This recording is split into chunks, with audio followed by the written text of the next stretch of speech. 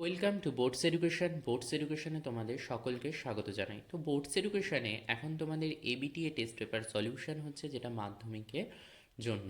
ঠিক আছে, তো তোমরা দেখেছো যে প্রত্যেক কটা ভিডিওতে তোমাদের অঙ্কগুলো করিয়ে দেওয়া হচ্ছে। যদি তোমরা আগের ভিডিওগুলো না দেখে থাকো, অবশ্যই দেখো, প্লে লিস্ট করা রয়েছে। তো সেই প্লে লিস্টে ক্লিক করে তোমরা সেখান থেকে আগের ভিডিওগুলোকে দেখে নিতে পারো।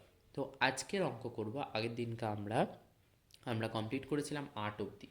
আজকে আমরা পরবর্তী অঙ্কগুলোকে করব। তো অঙ্কগুলোকে শুরু করার আগে তোমাদের কাছে আমার রিকোয়েস্ট রইল, তোমরা যদি বোর্ডস এডুকেশনের প্রথম হয়ে থাকো, অবশ্যই বোর্ডস এডুকেশনের চ্যানেলটাকে সাবস্ক্রাইব করে নাও এবং অল অপশানে ক্লিক করে রাখো, যাতে তোমরা প্রত্যেক কটা ভিডিও সবার আগে আপডেট পাও। ওকে, চলো শুরু করা যাক আমাদের 10-এর অঙ্ক। তো 10-এ দেখো, তোমাদের অঙ্কটা যেহেতু বইটা অনেকটা মোটা, তো ভাঁজ করে দেখানো যাচ্ছে না, অঙ্কটা আমি পড়ে শোনাচ্ছি। এছাড়াও তোমরা বইয়ের 114 নম্বর পেজ খুলে নিতে পারো। তো 114 নম্বর পেজে তোমাদের দুটো জ্যামিতির প্রয়োগ দেওয়া রয়েছে, সেই জ্যামিতির প্রয়োগ দুটোকে তোমাদের আজকে করাবো। দেখো, 10-এর 1 বলেছে, অকেন্দ্রীয় বৃত্তের পরিলিখিত চতুর্ভুজ ABCD হলে প্রমাণ করো যে AB plus CD equal to BC plus DA। এটা তোমাদেরকে প্রমাণ করতে বলেছে। চলো প্রমাণ করি। দেখো, আমি এখানটাতে প্রমাণ করে নিয়েছি যে ABCD একটা অকেন্দ্রীয় বৃত্তের, যার ABCD একটা চতুর্ভুজ। ঠিক আছে, পরিলিখিত চতুর্ভুজ, এটা আমি করে নিয়েছি। দেখো এখানটাতে কিভাবে প্রমাণ করছি যে ABCD চতুর্ভুজটি অকেন্দ্রীয় বৃত্তে পরিলিখিত। মনে করি ABCD ও DA বৃত্তটিকে যথাক্রমে PQ মানে P বিন্দু, Q বিন্দু, R বিন্দু এবং S বিন্দুতে স্পর্শ করেছে। ওকে, প্রমাণ করতে আমাদের কি বলেছে, AB plus CD equal to BC plus DA, এটা আমাদের প্রমাণ করতে বলেছে। তাহলে প্রমাণ, ও কেন্দ্রীয় বৃত্তের বহিস্থ বিন্দু A থেকে কি টানলাম, বহিস্থ বিন্দু A থেকে AS এবং AP, ঠিক আছে, দুটি স্পর্শক। তোমরা জানো বৃত্তের স্পর্শক দুটো সমান হয়, তাহলে কি হয়, AS ইজুকাল টু AP, তাহলে AS ইজুকাল টু AP হলো। অনুরূপভাবে বিপি কি করলাম, বি থেকে পি অবধি স্পর্শক টানলাম আর বি থেকে কিউ অবধি স্পর্শক টানলাম, তাহলে BP equal to B Q. একইভাবে সি থেকে যদি টানি তাহলে কি হবে, সিআর আর সি কিউ, তাহলে CR equal to C Q. আর অপোজিট আবার ডি থেকে যদি টানি তাহলে কি হবে, ডিএস আর ডিআর, তাহলে কি হলো, ডিআর ইজুকাল টু ডিএস। ওকে, তাহলে এ বি প্লাস সিডি আমাদের যেটা প্রমাণ করতে বলেছে, A B plus CD equal to, তাহলে এবিটা কি আছে, দেখো এবি মানে আমরা কি বের করলাম, এবিটা এই যে এখানে যে এবি মানে আমরা কি বলতে পারি, এপি প্লাস বিপি। ঠিক আছে, এবিটাকে আমরা বলতে পারি এবিটা বলতে পারি এপি প্লাস বিপি প্লাস কি হবে, সিআর মানে সিডিটা মানে কি, CR plus DR.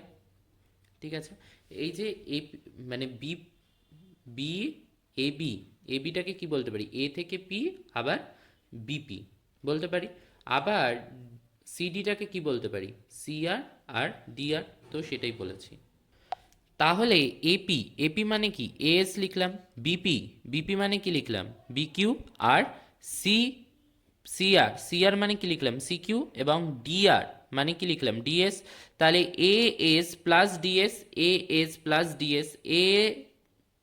Plus DS মানে কি এডি, আর বিকিউ প্লাস সিআর মানে কি লিখলাম, সিকিউ, তাহলে এটা প্রমাণিত। ওকে, ক্লিয়ার। চলো পরে আমরা দেখি 10-এর 2 নম্বর অঙ্কটা কি দিয়েছে।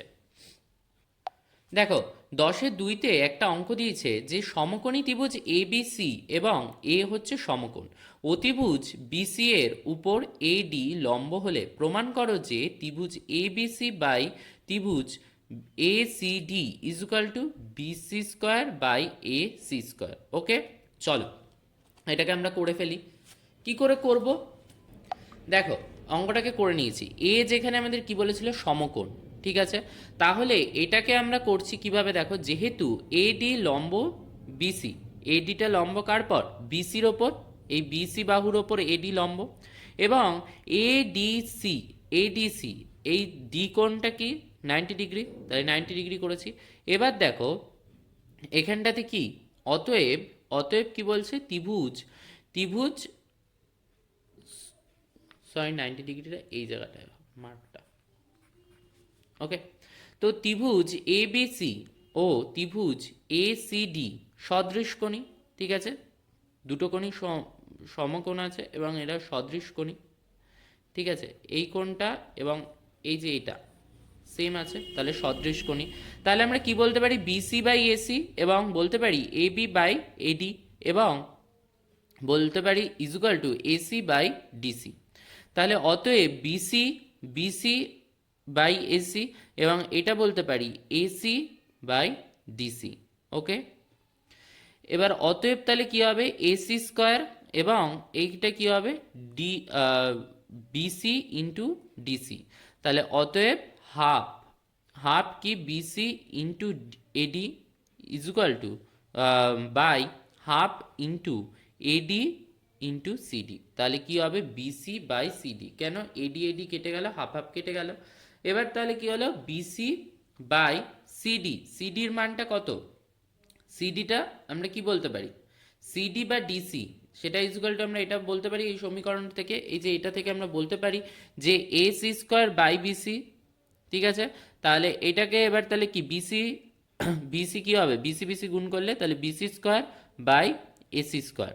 তাহলে অতএব তাহলে কি বেরোলো, ত্রিভুজ এবিসি বাই ত্রিভুজ এসিডি ইজুকাল টু কি BC square by AC square. তো প্রুভড। Okay, clear. চলো আমরা দেখি এবার পরবর্তী অঙ্ক আমাদের কি আছে। দেখো তোমাদের আর একটা কথা বলে রাখি, আমি 9 নাম্বারে যেটা রয়েছে, 9 নাম্বারে যেহেতু উপপাদ্য আছে তাই করাইনি, উপপাদ্য তোমরা বইতেই পেয়ে যাবে। যে একটা তোমাদের দিয়েছিল হচ্ছে মানে পরিধিস্থ কোণ বৃত্তস্থ, হ্যাঁ সম্মুখ কেন্দ্রস্থ কোণ ওই চাপের দ্বারা গঠিত কোনো বৃত্তস্থ কোণের দ্বিগুণ, এটা দিয়েছিল। আর একটা দিয়েছিল পিথাগোরাসের উপপাদ্য। তো এই দুটো উপপাদ্যই তোমাদের বইতে রয়েছে, তো এর জন্য আমি করাইনি নতুন করে, তোমরা বইতেই পেয়ে যাবে। এবং 11 নম্বরে রয়েছে যে তোমাদের দুটো সম্পাদ্য, তো সম্পাদ্য বইতে রয়েছে। তো এটা নতুন করে যদি তোমরা আঁকতে না পারো, সম্পাদ্য করার পদ্ধতি বইতে যথেষ্ট ভালোভাবে দেওয়া রয়েছে, যদি না করতে পারো আমাকে কমেন্টস করো, আমি অবশ্যই করে দেবো, ঠিক আছে। তো আমি 9 আর 11টা বাদ দিয়েছি, আমি এখন করব 12 নম্বরের অঙ্কগুলো। চলো 12 নম্বরে বলেছি কি 12-1 একে বলেছি একটি বৃত্তের ব্যাসার্ধ দৈর্ঘ্য 28 সেমি, ওই বৃত্তে 5.5 সেমি দৈর্ঘ্যের বৃত্তচাপ দ্বারা ধৃত কেন্দ্রীয় কোণটির বৃত্তীয় মান নির্ণয় করি। চলো বৃত্তীয় মানটা বের করে নিই, কি করে বের করতে হবে। দেখো বৃত্তীয় মান বের করতে আমরা কি জানি, আমরা জানি বৃত্তের বৃত্তচাপের দৈর্ঘ্য বাই পরিধি, বৃত্তের পরিধি। তাহলে কি হবে, বৃত্তের বৃত্তচাপের দৈর্ঘ্য কি থিটা বাই 360 ডিগ্রি, কেন বৃত্তের পরিধি মানে কি 360। তাহলে কি হবে, যে বৃত্তের বৃত্তচাপের দৈর্ঘ্য বলে দিয়েছে 5.5, তো সেখানে মানটা বসিয়ে দিলে 5.5, ঠিক আছে, বাই পরিধির সূত্র কি 2 পাই আর স্কোয়ার, যেটা বৃত্তের পরিধি হচ্ছে 2 পাই ইন্টু এই যে ব্যাসার্ধ মানে, তাহলে কি হবে 2 pi into 28 equal to theta by 360। তাহলে থিটা ইজুকাল টু কি 5.5 ইন্টু 360 বাই 2 পাই ইন্টু 28। তাহলে এটাকে সমাধান করে দেখো এসছে পায়ের মানটা 22/7 বসালাম, এবার কাটাকাটি করে এসছে 45, মানে থিটার মানে এসছে 45 বাই হচ্ছে 4। তাহলে এর বৃত্তীয় মান কি করে বের করতে হয়, বৃত্তীয় মান বের করার নিয়ম হচ্ছে পাই 180 দিয়ে গুণ করতে। তো গুণ করলে তাহলে কি হবে পাই রেডিয়ান বাই 16। তাহলে নির্ণেয় কোণটির বৃত্তীয় মান কি পাই রেডিয়ান বাই 16। তাহলে এটা আমাদের বেরিয়ে গেল 1 নম্বরের অঙ্কটা। ওকে, 12-1 কমপ্লিট। এবার 12-2টা করার চেষ্টা করব। 12-2তে কি রয়েছে দেখো, 12-2এরটা বলেছে sine theta plus sine theta square equal to 1 হয়, তবে প্রমাণ করো যে cos square theta plus cos to the power 4 theta equal to 1, এটা তোমাদের প্রমাণ করতে বলেছে। তো এটা প্রমাণ করার আগে তোমাদের রিকোয়েস্ট রইল, তোমরা যদি বোর্ডস এডুকেশনের প্রথম সদস্য হয়ে থাকো অবশ্যই বোর্ডস এডুকেশনের চ্যানেলটাকে সাবস্ক্রাইব করো এবং অল অপশানে ক্লিক করে রাখো, এবং ভিডিওটা যদি তোমার কোনো হেল্পে এসে থাকে অবশ্যই একটা লাইক করো এবং কমেন্টস করতে ভুলবে না যে এখন প্রবলেম হবে।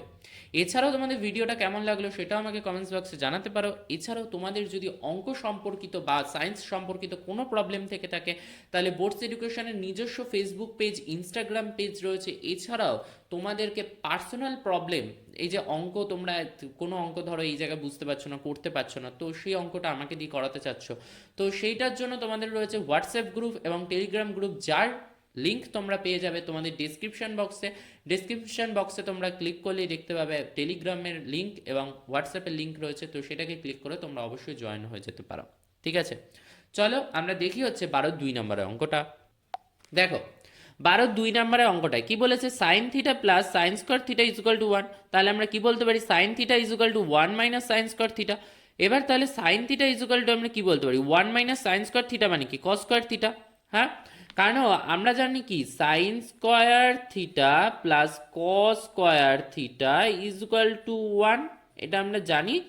তাহলে এখান থেকে যদি আমরা প্রমাণ করতে যাই তাহলে কি হবে, সাইন স্কোয়ার থিটা মানে কস স্কোয়ারের মানটা, মানে কস স্কোয়ার থিটার মান যদি বের করতে যাই তাহলে কি হবে, কস square theta 1 minus sine square theta, এটা হয়।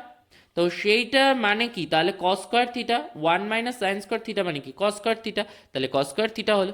তাহলে sine theta is equal to cos square theta. এবার আমাদের মান বের করতে বলেছে cos square theta plus cos to the power 4 থিটার মান। তাহলে এখানটাতে কি cos square theta, theta plus আমরা যে কস টু দি পাওয়ার 4 থিটা যেটা রয়েছে সেটাকে আমরা কি করলাম, যে কস স্কোয়ার থিটা এর হোল স্কোয়ার করলাম। এবার এটা মানে কি কস স্কোয়ার থিটা মানে কি, আমরা বলতে পারি কস স্কোয়ার থিটা, এই যে এখানটাতে দেখো কস স্কোয়ার থিটা মানে কি, এখান থেকে আমরা বলতে পারি সাইন থিটা প্লাস এখানটাতে কি বলেছে দেখো, এখানটাতে বলেছে হচ্ছে cos square theta equal to তাহলে কি সাইন থিটা হয়, আর এখানে হোল স্কোয়ার আছে বলে তাই স্কোয়ার বসালাম। তাহলে sine theta equal to cos square theta, এটা থেকেই আমরা এই মানটা পেলাম। ঠিক আছে, তাহলে এটা মানে কি, এখানটাতে দেখো, এখানটাতে আমরা কি জানি যে sine theta plus sine square theta equal to 1, যেটা আমাদের এখানটা দিয়েছে, আগেই দিয়ে দিয়েছিল প্রশ্নে, তাহলে সেটা ইজুকাল টু 1। তাহলে cos square theta plus cos 4 theta equal to 1, তো এটাই আমাদের প্রুভড করার ছিল, তো প্রুভড হয়ে গেল। ওকে, তো চলো এবার আমরা দেখি পরের অঙ্কটা, 12 নম্বর অঙ্কটা। 12 বলেছে যে যদি কোথায় গেল, যদি এখানটাতে হচ্ছে sine 90 degree by P by Q যদি হয় তবে দেখাও যে sec 19 degree minus sine 71 degree equal to বলেছে P square by Q root over Q square minus P square, এটা বলেছে। তাহলে কি সাইন 19 ডিগ্রি মানে কি পি বাই কিউ, এটাকে 1 নাম্বার দিয়ে দিলাম। আর আমাদের বলে দিচ্ছে সেক 19 ডিগ্রি মাইনাস সাইন 71 ডিগ্রি। তাহলে সেক 19 ডিগ্রি মাইনাস আমরা কি করতে পারি, এই যে সাইন 71 ডিগ্রি আছে এটাকে আমরা কসে নিয়ে যাব। তাহলে কি করব, যে sine 19 degree minus 90 degree minus 19 degree, তাহলে হয় কি, তাহলে কস 19 ডিগ্রি লিখতে পারি। আর সেক মানে কি 1 বাই কস 19 ডিগ্রি, আর এটা কি আছে কস 19 ডিগ্রি। তাহলে এখানটা আমরা যদি আমরা মানে বিয়োগ করলে কি হবে, নিচের লসাগু আসছে কি না কস 19 ডিগ্রি আর ওপরে আসছে কি 1 মাইনাস কস স্কোয়ার 19 ডিগ্রি, তাহলে ইজুকাল টু এটা কি 1 মাইনাস কস স্কোয়ার 19 ডিগ্রি, এটা মানে আমরা কি বলতে পারি সাইন স্কোয়ার 19 ডিগ্রি। ঠিক এই একইভাবে, ঠিক আছে, তাহলে আমরা এটা বলতে পারি যে সাইন স্কোয়ার 19 ডিগ্রি বাই এইখানটাতে আছে কস 19 ডিগ্রি, তাহলে কস 19 ডিগ্রিটাকে আমরা কি লিখতে পারি root over 1 minus sine square 19 degree. তাহলে সাইন স্কোয়ার 19 ডিগ্রি মানে কি পি বাই কিউ, তাহলে পি বাই কিউ এর square root over 1 minus sine square 19 degree এর মান কত, তাহলে P square by Q square লিখতে পারি, এই যে 1 নাম্বার থেকে পাই লিখে দিয়েছি দেখো। তাহলে এখানটাতে দেখো, এখান থেকে আমরা কি পাই, এই যে কিউ স্কোয়ার যেটা রয়েছে, তো ওরা কি হয়, ওরা এটা রুট থেকে বেরিয়ে আসে। ঠিক আছে, এখানে যে কিউ স্কোয়ারটা নিচে থাকার কথা সেটা বেরিয়ে এলো, বেরিয়ে এসে ওপরে যে কিউ স্কোয়ারটা ছিল তার সাথে কি হবে, ওপরে কিউ স্কোয়ার রয়েছে আর নিচে এখান থেকে একটা কিউ বেরিয়ে এলো, তাহলে কাটাকাটি হয়ে গিয়ে কি এসছে আমাদের দেখো, সমাধান করে এসছে P square by Q root over Q square minus P square. Okay, clear, এটাই আমাদের প্রুভ করতে দিয়েছিল। ঠিক আছে, তো আজকের অঙ্কটা এখানেই শেষ করলাম। তো পরবর্তী দিনকার নতুন অঙ্ক নিয়ে আবার ফিরে আসবো। Thank you for watching video. কোনো জায়গায় যদি না বুঝতে পারো অবশ্যই আমাকে জিজ্ঞেস করো, ঠিক আছে? চলো আমরা পরের অঙ্কগুলো দেখি কি আছে।